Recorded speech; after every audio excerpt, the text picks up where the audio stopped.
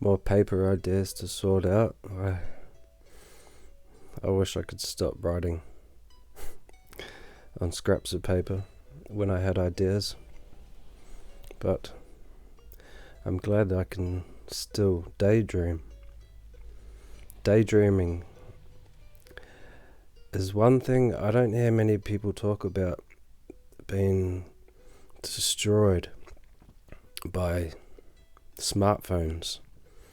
I've been a daydreamer my whole life, always off with the fairies. That's what they would say. Always zoning out, going off out of my head, ever since a boy. I'm glad I was able to bring this story up through daydreaming. But the last few years, my wife bought me my first iPhone, my first smartphone, in about 2017 or 16. And since then, well, I don't daydream as much as I used to. Sadly, I'm beginning to realize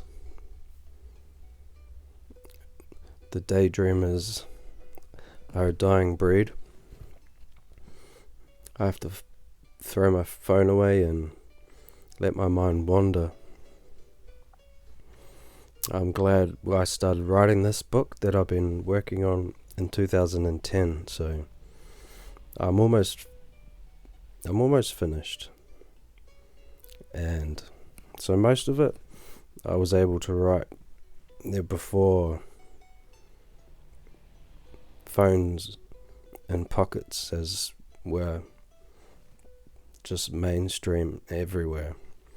I do it now too, scrolling and scrolling.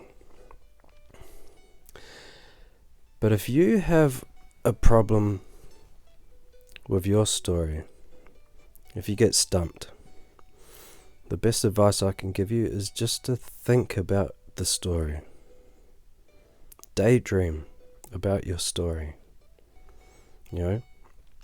Wander your mind a bit. Not laser focused, but with broad strokes, as it were.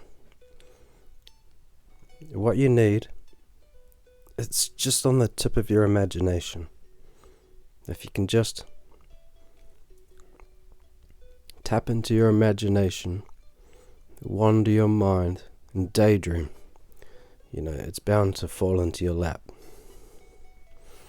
That's what I do when I'm stuck writing, when I need a plot fix. What I do, I literally will imagine in my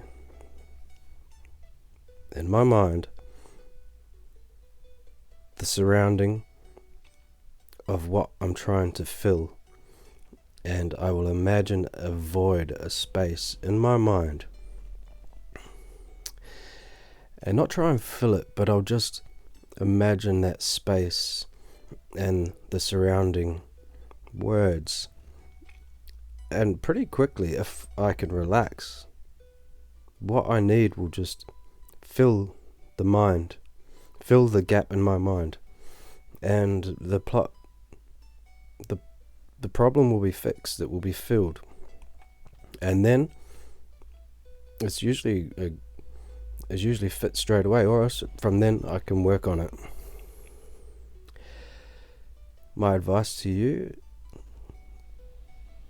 is to think about it, mull it over, meditate on it, just daydream, and I'm sure your book will, pretty quickly, it will begin to heal.